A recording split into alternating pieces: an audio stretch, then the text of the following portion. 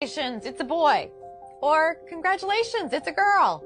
As a pediatrician for nearly 20 years, that's how many of my patient relationships began. Our bodies declare our sex. Biological sex is not assigned. Sex is determined at conception by our DNA, stamped into every cell of our bodies. Human sexuality is binary. Either you have a normal Y chromosome and develop into a male, or you don't, and you will develop into a female. There are at least 6,500 genetic differences between men and women. Hormones and surgery cannot and do not change this. Look, an identity is not biological, it is psychological.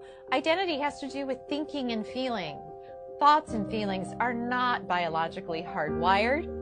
Our thinking and feeling may be factually right or factually wrong. For example, if I walk into my doctor's office today and say, "Hi, I'm Margaret Thatcher," my physician will say I am delusional and give me an antipsychotic. However, if instead I walked in and said, "I am a man," he would say, "Congratulations, you're transgender."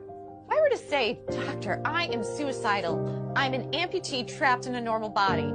Please surgically remove my leg," I'll be diagnosed with body identity integrity disorder.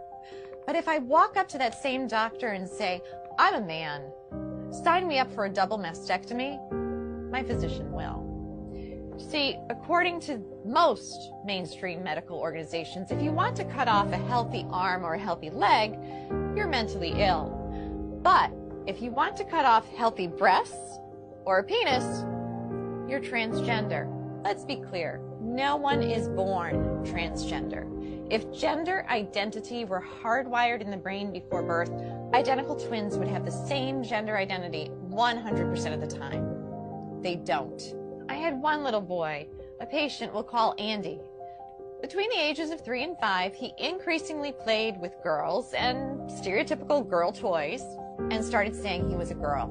I referred the parents and Andy to a therapist. Sometimes mental illness of a parent or abuse of the child are factors.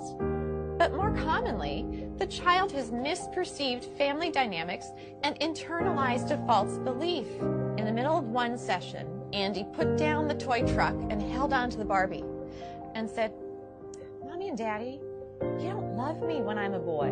What the therapist learned is that when Andy was 3, his sister with special needs was born. She required significantly more of his parents' care and attention. Andy misperceived this as, "Mommy and Daddy love girls. If I want them to love me again, I have to be a girl." With family therapy, Andy